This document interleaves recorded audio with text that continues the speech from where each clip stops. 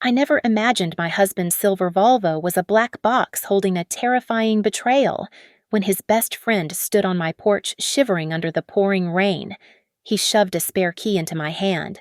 His panic shattered my 10-year marriage in an instant. He told me to check the navigation history immediately because my survival depended on seeing where that car had really been. My name is Mallory. I am 32 years old and I make my living predicting disaster. As a senior risk assessment officer at Apex Guardian, I deal in probabilities and hard data. My life is a grid of calculated decisions where I ensure that the unexpected never happens. I control the variables, or at least I thought I did until the storm arrived at my doorstep. The rain outside was hammering against the windows of our colonial home in the suburbs of Seattle. Inside, the house smelled of rosemary and roasted lamb. It was our 10th anniversary. I adjusted the placement of the silver forks on the mahogany table for the third time, ensuring they were perfectly parallel. Everything looked flawless. It was a tableau of domestic bliss that I had curated with the same precision I applied to my actuarial tables. I was waiting for Caleb. He was late, but Caleb was always late these days. The doorbell did not just ring. It screamed, a frantic, jagged sound that cut through the jazz playing softly on the speakers. I frowned and checked my watch. It was too early for Caleb to have forgotten his keys and too late for a delivery. I smoothed my dress and opened the door to find a ghost standing on my porch. It was Elias, Caleb's oldest friend. The man was usually a statue of stoic calm, a quiet presence at our barbecues, but tonight he looked like a frightened animal. Water dripped from the brim of his baseball cap, soaking into the shoulders of his jacket. He was shivering, but he made no move to step out of the downpour. "Elias," I asked, confusion clouding my voice. "What are you doing here? Come inside. You're soaking wet." He flinched away from the doorframe. He would not look me in the eye. His gaze darted to the driveway and then back to my face. He shoved a cold, wet object into my palm. It was the spare key to Caleb's Volvo. I can't come in, Mallory," he said, his voice cracking. "Listen to me carefully. You're scaring me. Elias, what is going on? Caleb he isn't who you think he is." He hissed, the words rushing out as if they tasted like poison. "He's been lying to you. Mal, about the business trips, about everything. Don't ask me why. Just check the GPS history on his car. Do it tonight. Before he gets back. Your life might depend on it." Before I could demand an explanation, he turned and sprinted back into the rain. He ran like the devil himself was snapping at his heels. The taillights of his truck faded into the storm, leaving me standing there with the damp key biting into my skin and a cold wind blowing through the open door. I stood in the hallway for a long moment. My logical brain told me Elias was having a breakdown. Caleb was my husband. We were a team. But the risk assessor in me felt a cold knot of dread tighten in my stomach. In my line of work, we are taught that when the data contradicts the narrative, you trust the data. Elias had just given me a data set I could not ignore. I walked to the garage. The air inside was cool and smelled of concrete. Caleb's silver Volvo sat there, innocent and silent. I pressed the unlock button on the spare key. The lights flashed. I opened the driver's side door and slid into the leather seat. The smell hit me instantly. It was faint but undeniable, cheap, cloying perfume mixed with the stale, cold scent of tobacco smoke. Caleb hated smoking. He claimed it ruined his palate for wine. My heart began to hammer against my ribs. My hands were shaking as I pressed the start button just enough to engage the electronics. The dashboard lit up, casting a ghostly blue glow over my hands. I navigated to the map interface. I selected the trip history.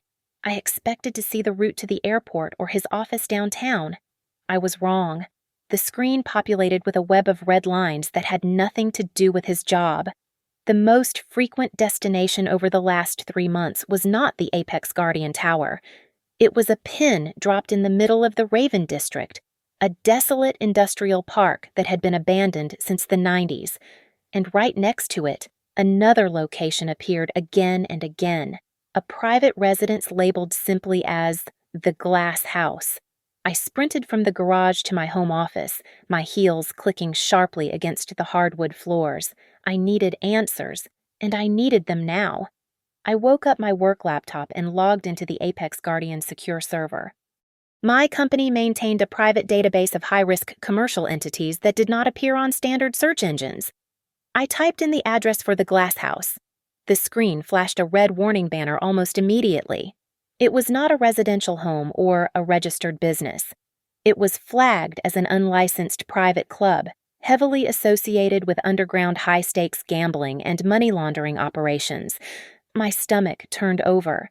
Caleb did not even play poker on Friday nights with the boys anymore. Or so he said. I pulled up the shared calendar on my phone and placed it next to the GPS timestamps glowing on the laptop screen. The correlation was sickeningly perfect. Every single instance where Caleb had claimed to be working overtime or flying out for a regional conference matched a trip to the Raven District. The 3 days he was supposedly in Chicago last month, the car had been parked at that warehouse for 12 hours straight each night. I scrolled further down the list of stops. There was another address that appeared 4 times in the last 2 weeks. It was a small storefront in Chinatown. I recognized the location instantly from a fraud case I had audited last year. It was a notary office that operated in the gray market, known for stamping documents without requiring the actual signatories to be present. A cold sweat broke out on the back of my neck. Why would my husband need a shady notary? I stood up so fast my chair fell over. I ran up the stairs to our master bedroom, my breath coming in short, shallow gasps. I threw open the closet door and fell to my knees in front of the floor safe. I punched in the 6-digit code, the mechanism word, and the heavy door swung open. At first glance, everything looked normal. The blue folder containing the deed to our house was on top of the stack. The envelope with our government bonds was beneath it. I reached in and pulled out the deed. My training as a risk assessor often relied on tactile details, and my fingers screamed the truth before my brain could process it. The paper felt wrong. A real property deed is printed on heavy cotton fiber paper that has a distinct texture and weight. This felt smooth and flimsy. It was standard 20-pound copy paper. I scrambled to my feet and held the document under the harsh light of the vanity mirror. The official gold seal of the county recorder was flat. It did not catch the light. It was a high-resolution color photocopy. "Oh my God," I whispered, my voice trembling in the empty room. He didn't. I ripped open the envelope containing the bonds. They were just colored paper, worthless duplicates. The real assets were gone. My phone buzzed on the dresser, making me jump. The screen lit up with a notification from Caleb. "Meeting is running late. Babe, the partners are killing me. Love you. Don't wait up." Attached to the text was a photo of him sitting at his desk, looking exhausted but smiling weakly. I stared at the image, and the fear in my chest hardened into a cold, sharp rage. In the photo, Caleb was wearing his navy silk tie with the white polka dots. You lying bastard," I hissed at the screen. He had thrown that tie in the trash last week because our cat had clawed the lining out. This was an old photo. He had saved it to use as an alibi. He wasn't at a meeting. He was likely at the warehouse, gambling away the last remnants of our life. I realized with terrifying clarity that this was not just an affair. This was financial annihilation. He was not just breaking my heart, he was bankrupting me. My hands shook as I dialed Elias's number. It rang once, then clicked over. "The subscriber you are trying to reach is not available. Please leave a message after the tone." "Elias," I shouted into the voicemail, fighting back tears. I checked the safe. "Everything is gone. Where is he? Please." "You have to tell me what is happening." I hung up and wiped my face. There was no time to cry. Crying was a variable I could not afford. I grabbed a USB drive from my desk drawer and ran back down to the garage. I plugged it into the car's console and initiated a full download of the travel history. If he was moving money, he was leaving a trail, and I was going to find every single cent. The front door opened at 7 in the morning. Caleb walked in, carrying a tray of coffee and a white paper bag from the French bakery down the street. He looked exhausted, with dark circles bruised under his eyes, but he plastered that charming, boyish smile on his face the moment he saw me. It was a performance, and for the first time in 10 years, I could see the strings. "Good morning, beautiful," he said, leaning in to kiss my cheek. He smelled of strong mints and expensive soap, likely from a gym shower, trying to mask the scent of stale smoke I had smelled in his car. "I am so sorry about last night. The negotiations went until 4 in the morning. I didn't want to wake you up coming in that late." I sat at the kitchen island, clutching my mug with both hands to hide the fact that I was vibrating with rage. I watched him unpack the croissants. His hands were not steady. There was a fine, persistent tremor in his fingers as he set the napkin down. Every few seconds, his eyes darted to his phone sitting face down on the counter. "It sounds intense," I said, keeping my voice flat. "Was it the merger project?" "Yeah," he sighed, running a hand through his damp hair. "The Japanese partners. They are relentless. They wanted to go over every single clause. But I think I secured the deal. I did it for us. Mal." He was lying. He lied with the ease of breathing. I forced a smile that felt like it was cracking my face. "You should take a shower. Caleb, you look dead on your feet. You are the best," he said, exhaling a breath he had been holding. "I love you." As soon as the water pipes groaned and the shower started running upstairs, I moved.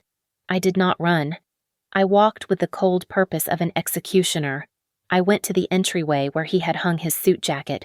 My hands dove into the pockets. I pulled out a crumpled piece of paper and a heavy, round object. The paper was a pawn shop receipt from a place downtown, dated yesterday afternoon. He had pawned his platinum wedding band. The ring he was wearing right now must be a cheap duplicate. The round object was a poker chip. It was black with gold edges, and stamped on the center was the number 5,000. $5,000. One chip. I shoved the items back into his pocket and ran to his home office. I sat at his desk and opened his laptop. I knew he never changed his passwords. I typed in the name of our first dog followed by the year we met. Access granted. I navigated to his banking portal. The screen populated with a horror story of numbers. He had opened 3 credit cards in the last 6 months. All of them were black cards with high limits, and all of them were under my name. He had forged my signature. I clicked on the transaction history. It was a hemorrhage of cash. $50,000 to the Glass House LLC. $20,000 in wire transfers to an account simply labeled Viper. He wasn't just gambling. He was paying off loan sharks. Then I checked his email trash folder. My breath caught in my throat. There was an email thread with a real estate agent I did not know. The subject line read, "Urgent sale, Lakeview property." He was trying to sell the vacation home my parents had left me. That house was my sanctuary. It was the only thing I had left of them, and it was in my name alone. The email draft from Caleb read, "My wife is incapacitated at the moment, but I have her power of attorney. We need to close this deal in 48 hours. Cash only."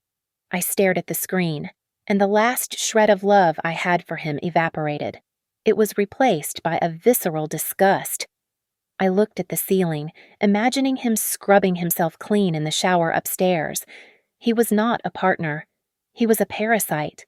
He was drowning, and he had decided to use my body as a raft to keep himself afloat. I closed the laptop and reached into my work bag. I pulled out a miniature surveillance camera, the size of a button, which I used for high-risk site inspections. I climbed up on the desk chair and tucked the camera between the spines of two legal encyclopedias on the top shelf, angling it perfectly to capture his desk surface. If he wanted to play games with fake documents and forged signatures, I would make sure the audience had a front row seat. "Enjoy your shower, Caleb," I whispered to the empty room, "because it is the last clean thing you will ever have." My phone buzzed just as I was finishing my review of the surveillance footage. The screen displayed a number I did not recognize. I answered it cautiously, my heart rate spiking as I anticipated Caleb's voice, but it was a hushed whisper on the other end. "Mallory, it's me." "Don't speak, just listen," Elias said, his voice trembling with static. "Meet me at the Rusty Spoon on the edge of town. 30 minutes. Come alone." The Rusty Spoon was a desolate diner near the interstate, the kind of place where long-haul truckers and people with secrets went to disappear. I arrived exactly 29 minutes later. Elias was sitting in a booth in the back corner, wearing a hoodie pulled low over his face. He looked 10 years older than he had yesterday. His hands were wrapped around a mug of black coffee, shaking so hard the liquid was rippling. I slid into the booth across from him. "Tell me everything. Elias. Now. I didn't just come to warn you because I'm a good friend. Mallory," he stammered, refusing to meet my eyes. "I am a victim too. Caleb told me he needed a cosigner for a bridge loan for his startup. He swore it was legitimate. I signed the papers. It wasn't a bank. It was Viper. Now they are threatening to break my legs if he doesn't pay up by Friday. Why, I asked, the word tasting like ash in my mouth. We had a good life. We had everything. Why would he destroy it?" Elias looked up then, and I saw a flash of pity in his eyes that made me want to scream. "Because of you," he said softly. He couldn't stand it.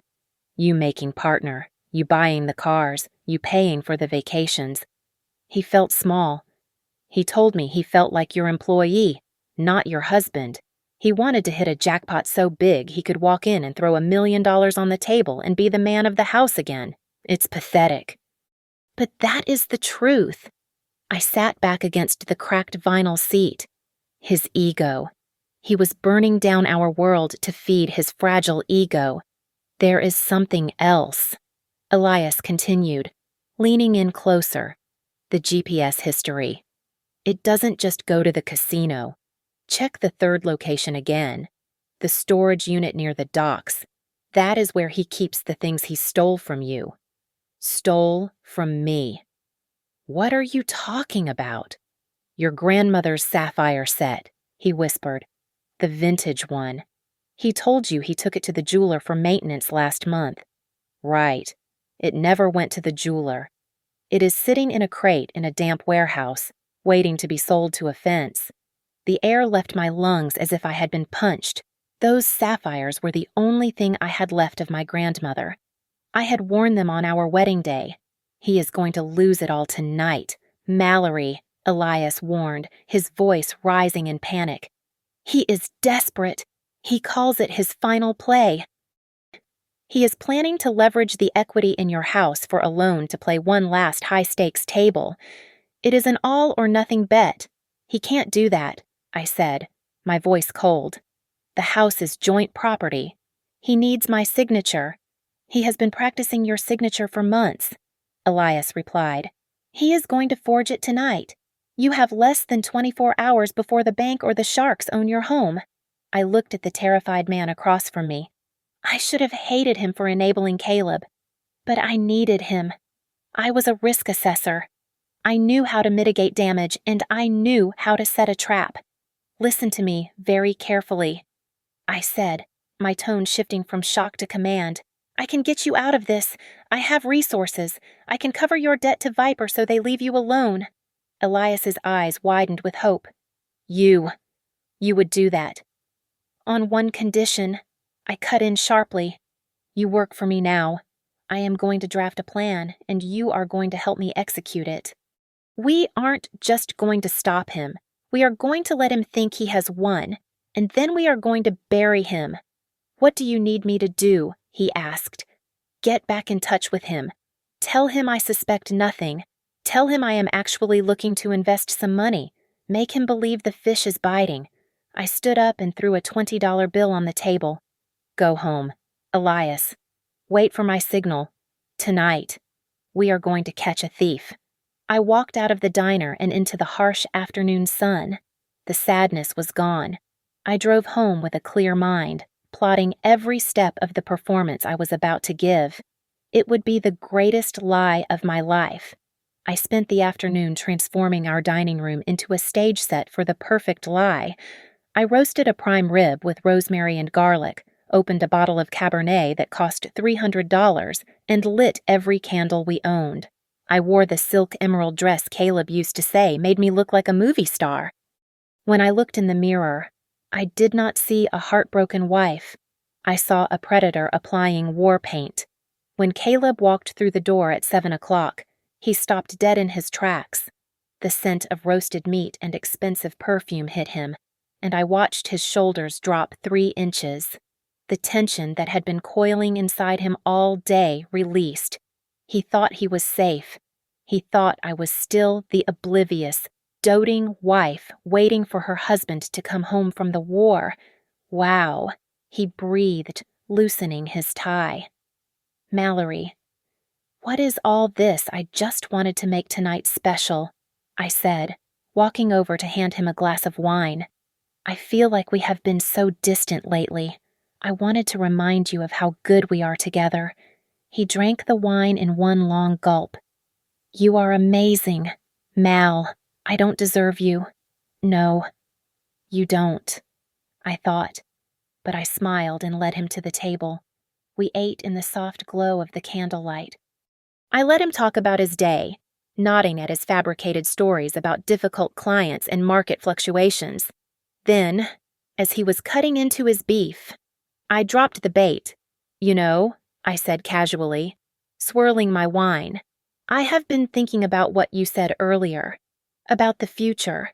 I actually received a significant performance bonus last quarter that I haven't touched. It is sitting in a separate high-yield account, about $80,000. Caleb froze. His fork hovered halfway to his mouth. The greed that flashed in his eyes was so naked, so raw, it made my stomach turn. It was the look of a starving dog seeing a piece of meat. 80,000, he stammered, trying to keep his voice steady. That is great, babe. What are you planning to do with it? I don't know. I sighed, feigning helplessness. The market is so volatile right now. I was thinking of just leaving it there. But maybe I should invest it. You are the investment genius in the family. He set his fork down, leaning across the table. You should let me handle it. Mal, I have an opportunity right now. A project that is going to explode next month. I could double that money for you in weeks. I could take care of everything. Really? I asked, widening my eyes. You would do that for me? Of course, he said, reaching for my hand. His palm was sweaty. Just sign a power of attorney tomorrow, and I will move the funds into my managed portfolio. It will be safe. I pulled my hand back slowly. I think that sounds wonderful, but I have one condition. Name it, he said quickly. Too quickly. I want to see your office. I said, I want to come in tomorrow morning, see where you work, meet your team. If I am going to invest this much money, I want to see the operation. Like a real client. The color drained from his face. Tomorrow, no. Tomorrow is bad. We are fumigating the floor, and the team is off-site. I let my smile fade. I looked down at my plate. Oh, I see.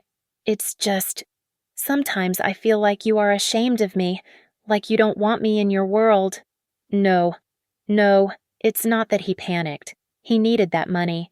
He needed it to pay Viper before his legs got broken. Okay, fine. Tomorrow morning, come by at 10. Perfect, I beamed.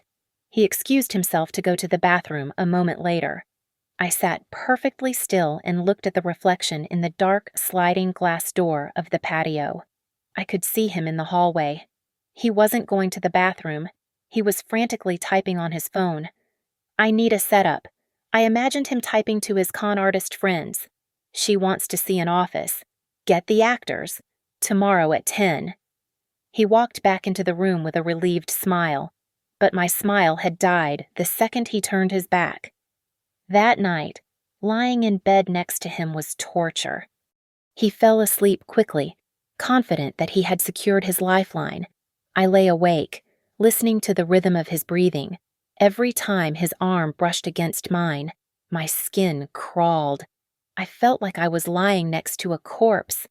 I slowly reached for my phone on the nightstand and shielded the screen under the duvet. I opened the encrypted messaging app and typed a single line to Elias. The fish has taken the bait. Prepare the net. The elevator doors opened onto the 25th floor of the Meridian Tower at exactly 10 o'clock in the morning. Caleb walked out with a swagger I had not seen in years, gesturing grandly to the reception area. The signage on the frosted glass read Sterling Ventures, and there were people buzzing around with files, talking loudly on headsets. It was impressive. It was also completely fake. I spotted the rental tags on the furniture instantly. The receptionist was wearing a blouse I had seen on a mannequin at a department store 2 seasons ago, and she was typing on a keyboard that wasn't plugged into anything. Caleb had rented a staging office, a common trick for fly-by-night scammers trying to look legitimate for a day. "Welcome to the nerve center, babe," Caleb said, beaming.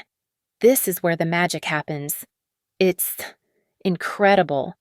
"Caleb," I lied, widening my eyes.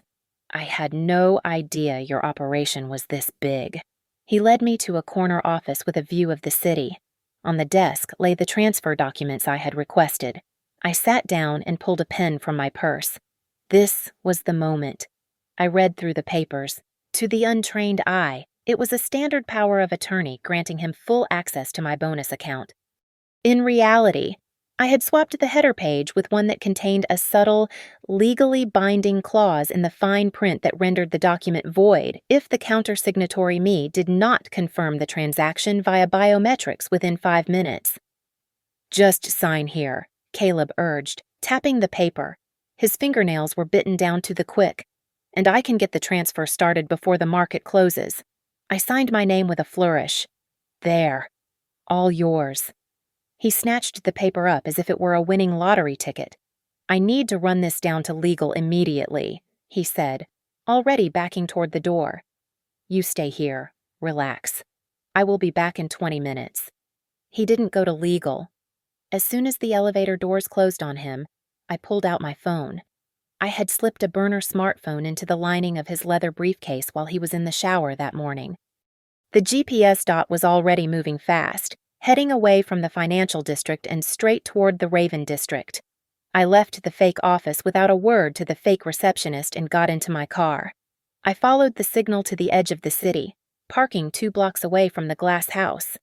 The building was a brutalist concrete fortress with blacked-out windows. I approached the side entrance. I was wearing my most severe business suit and clipped on a security badge I had fabricated the night before. It was a high-level auditor's pass for the State Gaming Commission. It was a bluff, but confidence is the best key. I flashed it at the bouncer, mumbling about a surprise compliance check. He hesitated, but the glare I gave him made him step aside. The interior of the glass house was a sensory assault. The air was thick with cigar smoke and the smell of stale beer. Slot machines chimed aggressively against the thumping bass of house music. I pulled my cap lower and navigated through the crowd of gamblers and hustlers, following the tracker to the VIP area in the back. I found him. Caleb wasn't standing tall like a CEO. He was on his knees on a Persian rug, looking up at a man sitting on a velvet sofa. The man was Viper. He was thin, pale, and radiated malice. "Please, Viper." "Look," Caleb pleaded, his voice high and desperate. "I got it. I got the signature. $80,000. It is all yours. I slipped behind a heavy velvet curtain, holding my phone up to record through the gap. Viper took the document, scanning it lazily. This is just paper. Caleb, I want cash. It is as good as cash. Caleb cried, sweat dripping down his nose. She trusts me completely. I will transfer the funds to your account within 24 hours. I promise. Just don't hurt me. And look, I admit I forged the other checks. Okay, I was desperate. But this one is real. She signed it right in front of me. I felt a cold satisfaction settle in my chest. There it was. The confession. He had just admitted to forgery and fraud on tape. You have 24 hours. Viper spat, tossing the paper back at him. If the money isn't in my account by noon tomorrow, I take the house. And you lose a finger. Caleb scrambled to grab the paper, nodding frantically. Thank you. Thank you. Viper. I stepped back, preparing to slip away, but my heel caught on a loose floorboard. The sound was like a gunshot in the tense room. A security guard standing near the pillar whipped his head around. Hey, you there! He shouted, reaching for his radio. My heart hammered against my ribs. I was trapped. The exit was blocked by two massive bouncers. Just as the guard started to move toward me, a deafening crash erupted from the rear of the club. Smoke began to billow from the kitchen doors, and someone screamed about a fire. Elias. He had come through. The distraction caused instant chaos. Patrons screamed and surged toward the exits. The guard turned his attention to the commotion, and I used the panic as cover. I slipped into the crushing crowd, adrenaline flooding my veins, and burst out of the side door into the cool, gray afternoon. I had the evidence. I had the confession.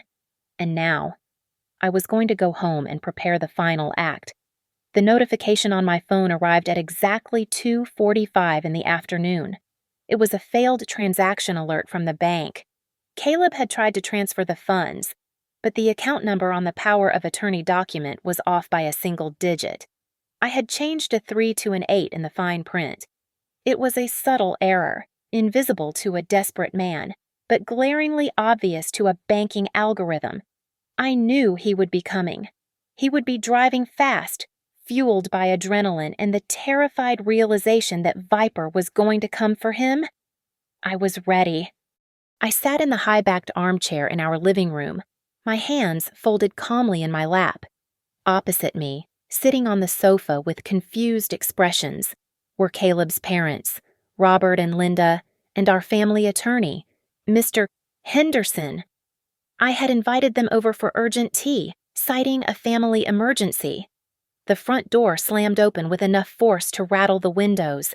Caleb stormed into the hallway, his face twisted into a mask of pure fury. He did not see the guests in the living room immediately. He only saw red. Mallory. He screamed, his voice cracking with rage.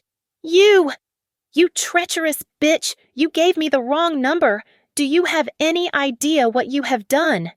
He rounded the corner, his fists clenched, ready to strike. Then he froze. The sight of his mother holding a porcelain teacup stopped him dead in his tracks. His eyes darted from his father's stern face to the lawyer's briefcase, and finally to me. In a split second, the monster vanished, and the victim appeared. It was a transformation so jarring it was almost impressive. Caleb's shoulders slumped, and tears instantly welled up in his eyes. He dropped to his knees, burying his face in his hands. "Mom, Dad," he sobbed, pointing a shaking finger at me. "Thank God you are here. She is ruining me. She is trying to destroy our family." Linda set her cup down, her face hardening. "What is going on? Caleb, why are you screaming?" "It's her," Caleb cried, looking up with pleading eyes. "She has been cheating on me. She has a lover. Some guy named Elias. She is funneling our money to him." I tried to stop her. I tried to save our assets. But she locked me out of everything. She is trying to frame me to cover her tracks. I watched him weave the lie. It was desperate, but effective. Linda turned to me, her eyes filled with venom. She had never liked me. She always thought I prioritized my career over giving her grandchildren. This was the ammunition she had been waiting for. "Is this true?" Mallory Linda demanded, her voice shrill. "You are stealing from my son after everything we have done for you. You are disgusting. I expected better from you." "Mallory," Robert added, shaking his head in disappointment. "We are going to sue you for every penny." I did not defend myself. I did not raise my voice. I simply picked up the remote control from the side table. "I think you should watch this before you call your lawyers," I said quietly. I pressed the power button. The 65-inch television on the wall flickered to life. I had cast the video from my phone directly to the screen. The audio was crisp and clear. On the screen, Caleb was on his knees in the dim light of the glass house. The camera angle was slightly obscured by a curtain, but his face was unmistakable. "Please, Viper, look," the video. Caleb begged, his voice high and pathetic. I got it. I got the signature, $80,000. And look, I admit I forged the other checks. Okay, I was desperate. But this one is real. The room went deathly silent. The only sound was the hum of the refrigerator from the kitchen and Caleb's ragged breathing on the video. "If the money isn't in my account by noon tomorrow, I take the house," Viper's voice growled from the speakers. "I promise," Caleb said on screen. "I will get it. I sold her grandmother's jewelry. I pawned the ring. Just give me time." I paused the video right on Caleb's face as he admitted to selling the jewelry. I looked at Linda. All the color had drained from her face. She looked like a wax figure melting under heat. She made a small, choking sound, clutched her chest, and slumped sideways onto the sofa in a dead faint. Linda Roberts shouted, catching her. He looked at his son with horror. "Caleb! What is this? What have you done?" Caleb stared at the TV screen, his lies stripped away, leaving him naked and cornered. The shame turned back into violence in an instant. He let out a feral roar and lunged toward the television, grabbing a heavy brass candlestick from the mantel to smash the screen. "Turn it off," he screamed. "Turn it off!" I was faster. I reached into the cushions of my chair and pulled out the Taser X26 I had purchased 3 years ago for site inspections in rough neighborhoods. I stood up and aimed the red laser dot directly at his chest. The crackle of the electricity arcing between the prongs was loud and terrifying. Caleb froze, the candlestick raised above his head, his chest heaving. He looked at the weapon, then at my eyes. He saw nothing there but cold, hard resolve. "Put it down," I said, my voice steady and lethal. "The police are already on their way. Caleb, but if you take one more step, I will drop you right here in front of your mother." He lowered the candlestick, his hands shaking uncontrollably. "Mallory, please," he whispered. "The play is over." "Caleb," I said, "get out of my house."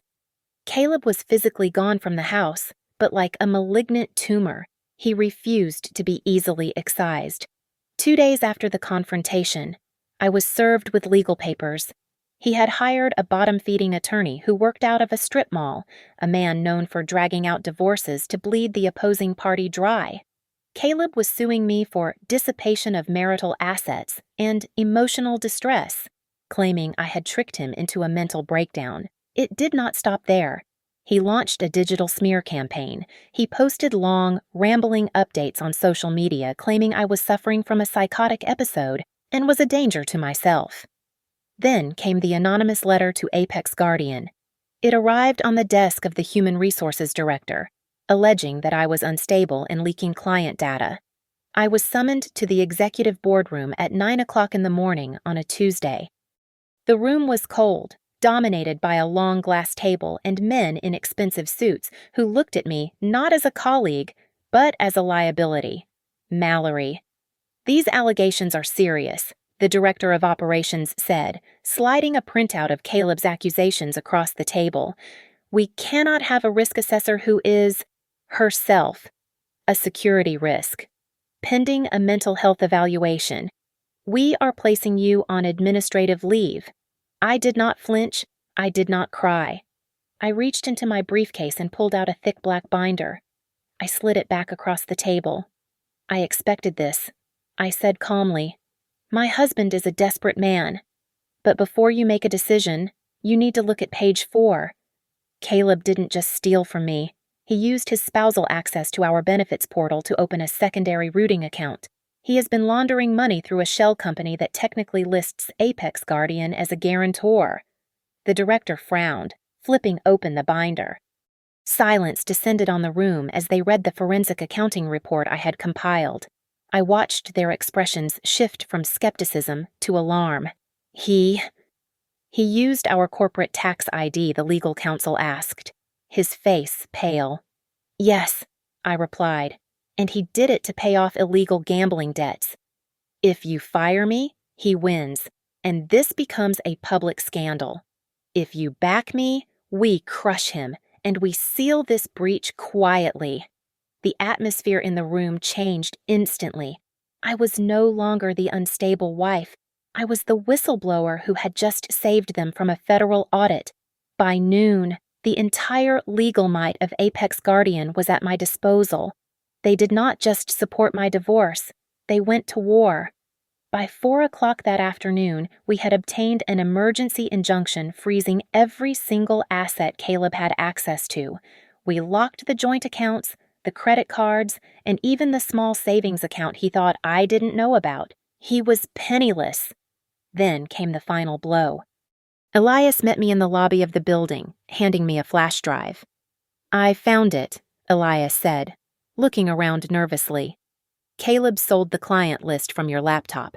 He sold it to a competitor last week for $10,000. He needed the cash for a buy-in. That was it. It was no longer a civil matter. It was corporate espionage.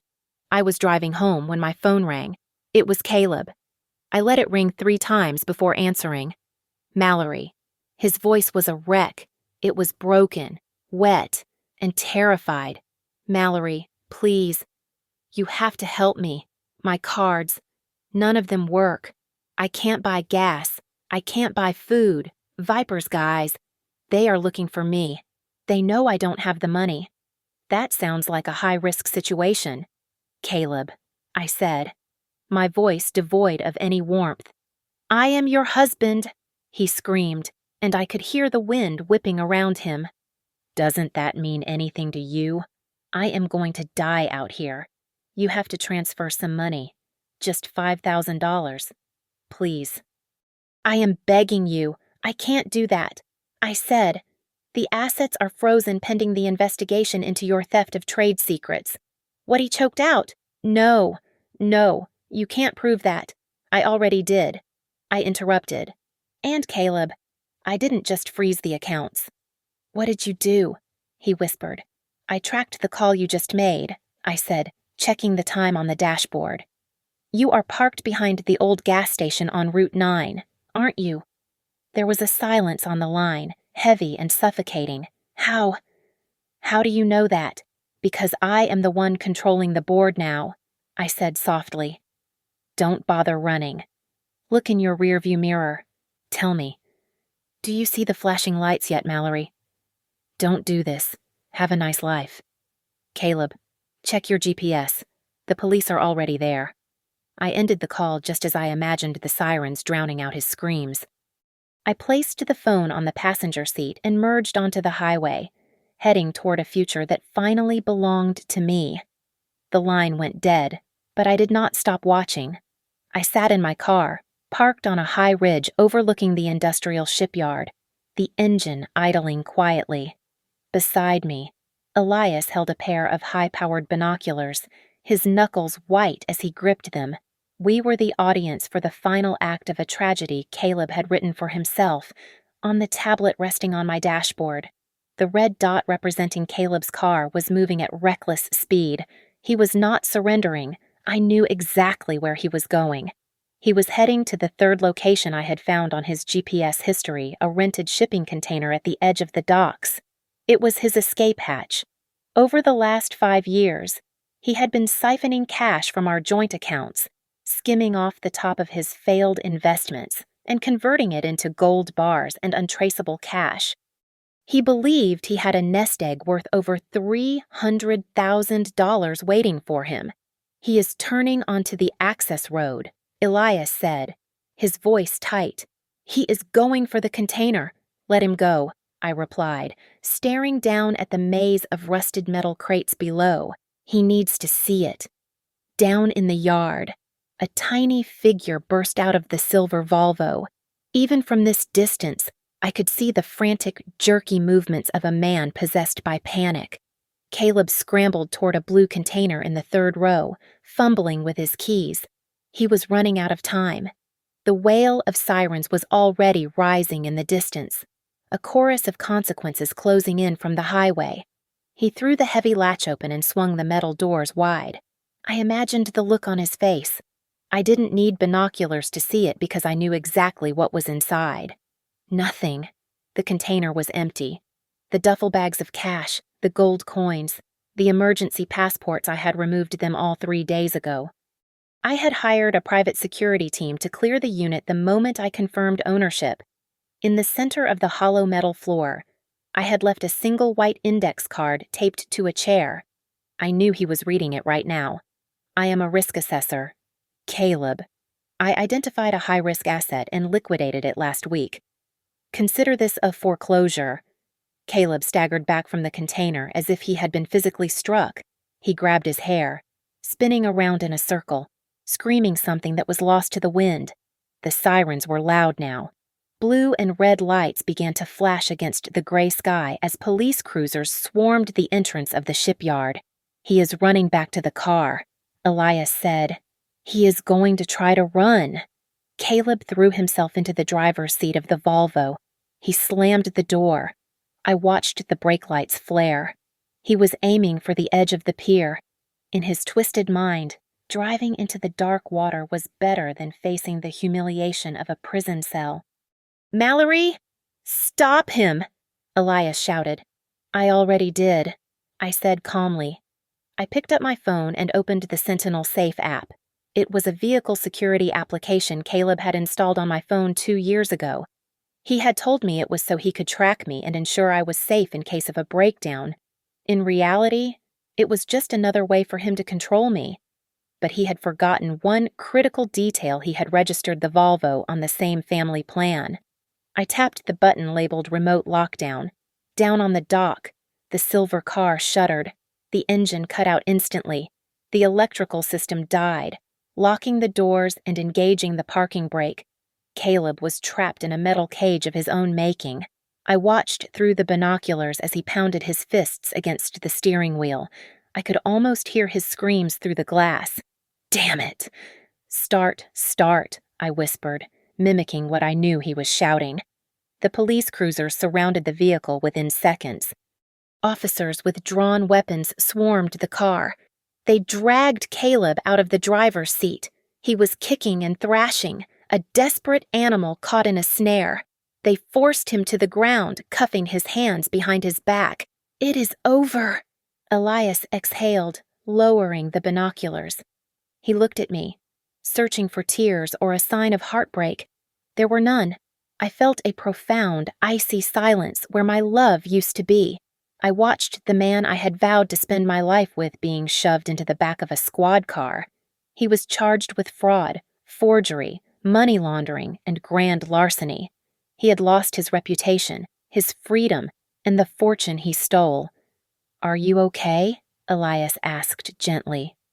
"I am better than okay." "Elias," I said, putting the car into gear. "I am solvent." I took one last look at the flashing lights fading in the rearview mirror, and then I turned away, driving back toward the city. The storm was finally over. The trial was not the media circus Caleb had hoped for. With the mountain of evidence, I had compiled the GPS logs, the forensic accounting of the shell companies, And the video confession from the club, his defense lawyer had nothing to work with. The jury deliberated for less than 3 hours. Caleb was sentenced to 15 years in a federal penitentiary without the possibility of parole for at least 10. The judge called his actions a predatory dismantling of a marriage for financial gain. I saw him one last time. My lawyer said I did not have to go, but I needed to sign the final divorce papers in person. I needed to see him behind the glass to believe the nightmare was truly over. He looked smaller in the orange jumpsuit. The arrogance that had defined him for years was gone, replaced by a hollow, gray defeat. He picked up the phone, his hand trembling against the receiver. Mallory. "I just need to know one thing," he rasped, his voice sounding like broken glass. When did you know? Was it the GPS? Was it Elias?" I looked at him, feeling absolutely nothing. The anger had burned itself out, leaving only clarity. It wasn't the GPS. Caleb. It was the moment I realized you stopped looking at me as your wife and started looking at me as a line of credit. You didn't lose because you were unlucky. You lost because you bet against the wrong woman. And now, you are bankrupt in every way that matters. I hung up the phone and walked away without looking back. Stepping out of the prison gates felt like waking up from a coma. The air smelled sweeter. The sun was blindingly bright, scrubbing the gray film of the last few months from my skin. Elias was leaning against his truck in the parking lot. He had shaved and was wearing a clean shirt. He looked hopeful, like a puppy waiting for a treat. I thought, maybe we could get dinner? He asked, shuffling his feet and offering a tentative smile. "To celebrate, you know." "A fresh start. We made a good team. Mal." I smiled at him.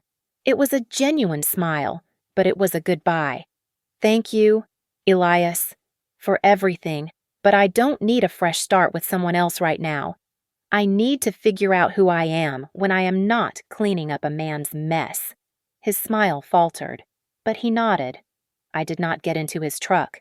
I called a cab. In the months that followed, I sold the colonial house in the suburbs. I burned the furniture Caleb had picked out. With the proceeds from the sale and the recovery of my stolen assets, I launched a new firm called Vigilant. We specialize in financial security for women going through high-conflict divorces. I teach them how to find hidden accounts, how to spot forged signatures, and how to protect themselves from the people who claim to love them. Today, I bought a car. It is not a sensible sedan. It is a convertible, red and fast. I sat in the driver's seat and turned on the navigation system. The screen blinked, waiting for a destination. For the first time in 10 years, I did not have to account for anyone else's schedule. I did not have to worry about where the car had been or who was tracking me. I typed in a destination that did not exist on any map. The future. The best revenge is not making them suffer. The best revenge is living a life so brilliant and full of light that they can never touch you again. I put the car in drive and sped onto the highway, leaving the shadows in the rearview mirror, chasing the horizon. Thank you so much for listening to this story. I would love to hear from you. So please comment below and let me know where you are listening from. Let's share our thoughts and connect. Don't forget to subscribe to the Mia Revenge Stories channel, like this video, and please hit the hype button to help this story reach even more listeners.